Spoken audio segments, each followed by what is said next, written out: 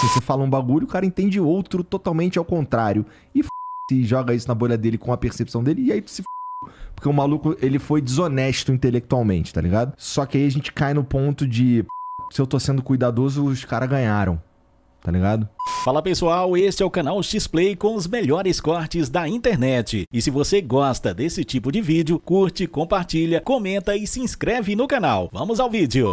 É muito ruim estar exposto a esse nível no Brasil hoje em dia. Cara, e eu vi que recentemente eu preciso pesquisar pra ver se esse bagulho que eu vou falar agora é 100% quente. Não sei se é. Mas eu vi que teve uma parada que o STF votou agora, que aparentemente agora, se você fala que o Alexandre de Moraes imputa algum crime, você que tá desse lado aí, você não... Você veio ao flow, tá ligado? E você fala uma parada aí que poderia configurar um crime de qualquer coisa, a culpa é minha também, tá ligado? E imagina essa situação, vamos lá. Você começa a falar aí que tal cara é bandido, não sei o que, e a gente tá num programa ao vivo, tá ligado? E essa informação é toda nova pra mim, tá ligado? Porque eu posso me por sua causa. E isso vai contra a curiosidade de um cara que se propõe a conversar com o outro, né? Se o cara do outro lado acha uma coisa errada, um absurdo, o seu papel é ouvir o cara. É para isso que eu chamo as pessoas aqui. Pois é, né? Que ilusão que a gente teve, né? Achar que ia poder fazer isso no Brasil, lá no início. Lá. Cara, isso é muito louco como esse cenário de podcasts e tal, de programas parecidos com esses nossos que a gente faz, como essas coisas foram se transformando e repercutindo de uns jeitos que a gente não tava prevendo lá no começo, né?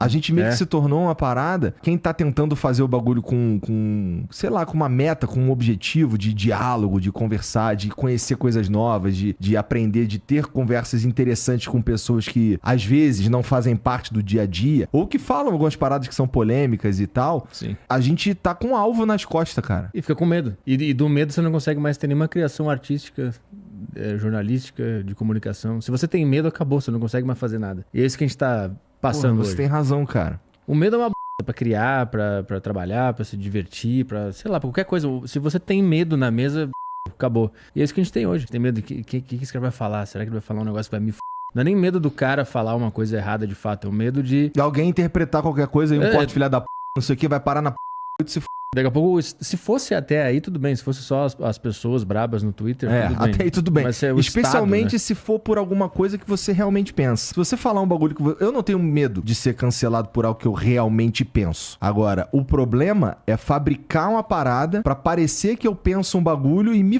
por um bagulho que eu nem penso. Sim. Isso é o pior de tudo, na minha opinião. Porque como a gente, com a força que esses programas têm hoje, de alcançar muitos lugares e tal, e se tornar relevante até no debate político, ou no debate social, ou de qualquer coisa nesse sentido, eu tô conversando com a galera um cara que faz parte do grupo X. A galera do grupo Y, que é a gente, ele pode, de alguma forma, pegar uma parada ali que se ele sabe que se tirado daquela conversa, se torna um bagulho que é meio monstruoso. Pô, aconteceu quando o Bolsonaro veio aqui. Aconteceu quando o Lula veio aqui. O do Lula, por exemplo, foi um bagulho que, pô, pegaram ele falando que ele é contra os trans. Ah, o do banheiro lá? Não, ele falando, por exemplo, pô, daqui a pouco o cara nasce homem e vão falar que o cara é mulher, uma parada assim. Ele tava falando de outro bagulho. Ele tava falando de inventarem mentiras sobre a pessoa.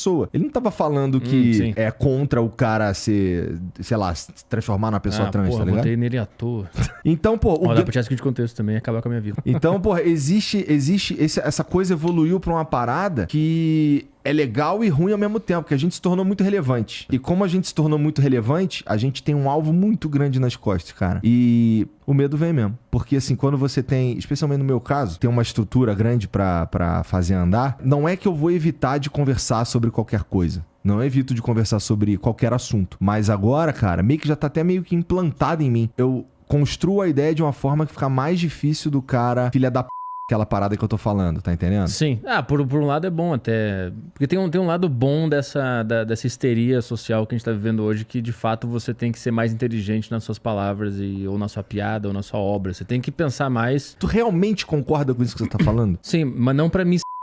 Eu tenho piadas no meu show que eu sei que elas não estão prontas ainda pra jogar pro público. Então eu tô tentando ver o melhor método, mas não é que eu vou mudar o que aquela piada tá dizendo. Eu vou tentar blindar ela o melhor possível. Eu vou fazer um arranjo melhor pra não ter como tirar do ponto que eu tava passando. E mesmo que tire, se a pessoa ver ali, vai dar pra entender. Isso que eu vejo que os caras lá fora meio que fazem, porque lá nos Estados Unidos também tem essa histeria coletiva, só que o Estado não se mete, né? O grande diferencial deles lá. Eles passam pela mesma coisa que a gente, só que lá o Estado não tem como fazer nada. Eles são mais livres nesse sentido, né? O que eu vejo dos comediantes lá de fora é que eles têm que preparar mais a piada deles. Por mais agressiva que seja, mais politicamente incorreta que seja, ainda assim ele tem que dar um olé ali, ele tem que dar um drible, tem que dar uma dançada ali. Eu acredito que essa é a maneira que a gente consegue brigar. Porque se a gente se a gente for por um caminho, e eu já falei isso pro Monarcão, se a gente for por um caminho berserk, que nem ele vai, tá ligado?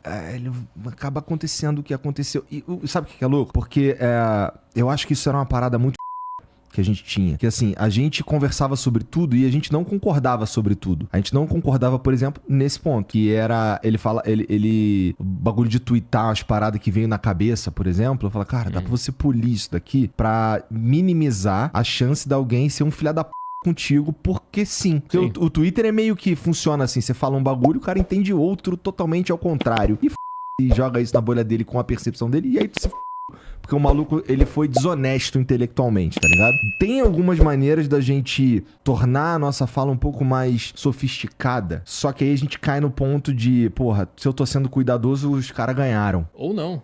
Ou eu tô driblando ele sem ele nem perceber, né? Eu tô falando a mesma coisa que eu falaria, só que ele me forçou a ser melhor na minha fala. E eu vou falar a mesma coisa que eu quis falar, só que ele não vai conseguir me pegar, porque ele me moldou a melhorar a minha fala. É isso que esses caras os lacradores, os caras que querem cancelar não entendem. Quanto mais você tenta cancelar um comediante ou alguém que tá fazendo um negócio, mais inteligente ele vai ficar, se ele estiver atento às coisas. Então você tá fortalecendo ele. Se você quer que ele suma, você ignora. Você não fala que esse cara existe. Não cancela ele, não pega a piada dele pra cancelar no Twitter. Esquece esse cara que ele vai sumir. Se você ficar batendo nele, ele fica mais forte. É inevitável. O cara vai aprender. Puta, onde é que machuca as pessoas? Onde é que as pessoas ativam suas defesas? É aqui? Ah, então como é que eu faço pra fazer a mesma coisa sem esse cara ativar o botãozinho de alarme dele? É assim que o cara vai se fortalecendo. É assim que eu vejo. Se você quer que o cara suma, ignora. Ele não vai mais aparecer. Eu vi recentemente um vídeo do Léo Lins. Teve todo aquele problema que a gente sabe. E ele lendo a piada. Ele contou a piada dele de novo, só que lendo num papel oficial. Do MP, né? Eu vi esse vídeo. E aí ele fazendo... genial, você deu pro cara a munição, porra, meu irmão, né? Se você não falar dele, ele... Não é que ele some, porque ele é o Léo Lins. Ele vai lotar teatro, mas ele tá lotando bem mais agora. Você tá fortalecendo o cara. A não ser que você consiga o cara e acabar com a vida dele, que eu acho que talvez a gente não chegue nesse nível, espero, por favor. Mas assim, sempre que você bate no cara, o cara... Você bateu no cara, o cara fortalece. É impossível. A não ser que o Estado se meta, porque o Estado, ele joga injusto, né?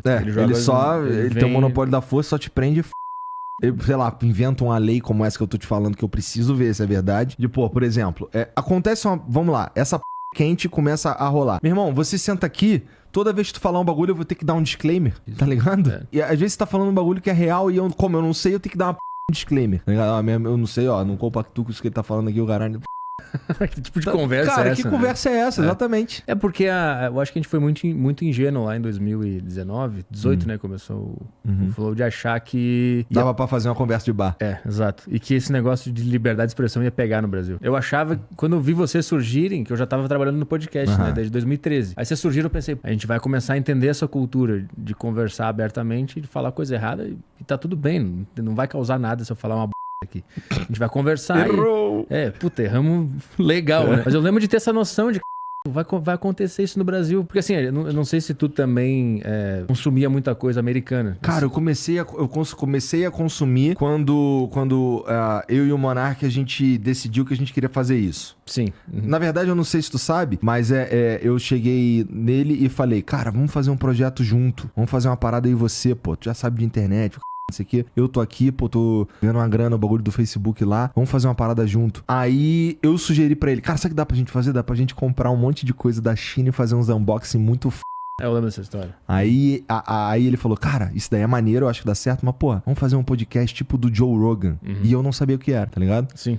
E aí eu fui ver o que era e falei, cara, isso aqui é muito porque a minha vida vai se tornar conversar com os caras muito tá ligado? E a gente começou. Então... O meu ponto é que eu te perguntei se tu consumia coisa lá, Aham. porque eu imagino que ele já consumia, né? Sim, ele lá já... de fora sim, o sim, tempo sim, inteiro. sim, sim, E eu sim. também, então a gente vinha dessa cultura de aprender comunicação com os americanos, né? Eu passo o dia inteiro no YouTube vendo coisa deles. Eu imagino que o Monark também naquela época. E eu acho que o sonho de quem queria que isso acontecesse no Brasil era tomara que a gente consiga transformar a nossa sociedade naquilo que eles são lá, porque lá tem programa para todos os gostos. Você abre podcast no YouTube americano, tem de extrema esquerda, extrema direita, a centro, no mesmo programa um monte de gente de vários lugares diferentes, tem treta de podcast, a treta do cara de direita contra o cara de esquerda, e o Estado nunca se mete para dizer que você pode falar ou não, derruba todos os canais desse cara aqui que ele não pode falar. Isso não acontece lá, né? E quando eu consumi esse conteúdo americano lá, principalmente na comédia, eu pensava, puta, um dia o Brasil vai ser assim. Já consegui trazer esse conceito da liberdade de expressão pra cá. Aí a gente começou a fazer, eu achei, pô, será que tá rolando isso agora?